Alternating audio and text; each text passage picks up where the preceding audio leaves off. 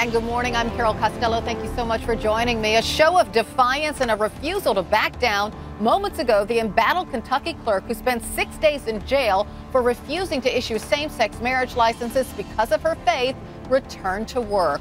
Holding back tears, Kim Davis told the media she will not authorize licenses on her first day back.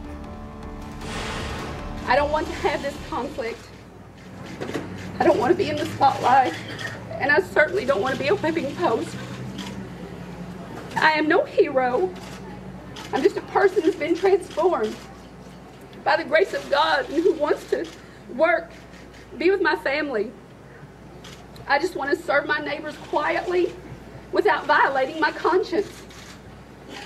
And so this morning, I am forced to fashion a remedy that reconciles my conscience with Judge Bunning's orders, effective immediately, and until an accommodation is provided by those with the authority to provide it, any marriage license issued by my office will not be issued or authorized by me.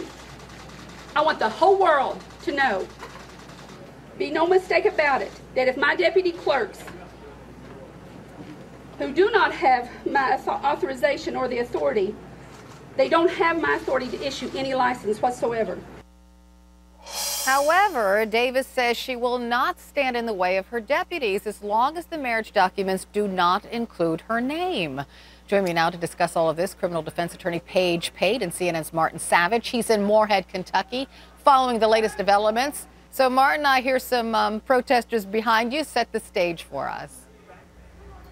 Yeah, morning, Carol. Well, as you saw, you had the statement that came. That was about 15 minutes before the doors opened here at the county clerk's office. And you heard once again, it was a Kim Davis speaking sometimes very emotionally and clearly also from the heart, saying that her faith is going to dominate over her job and that she cannot issue licenses, marriage licenses to same-sex couples. That goes in defiance to what she believes.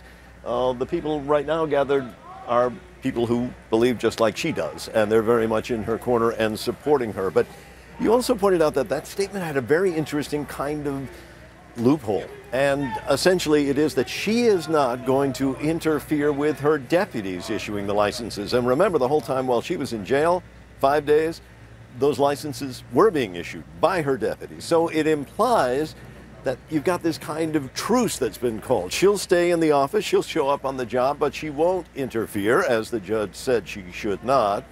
But the licenses that are issued, she says, don't have any authority. The governor has already come out in Kentucky and said, no, they have every authority, whether her name is on them or not. So that's the way it's broken down right now, Carol.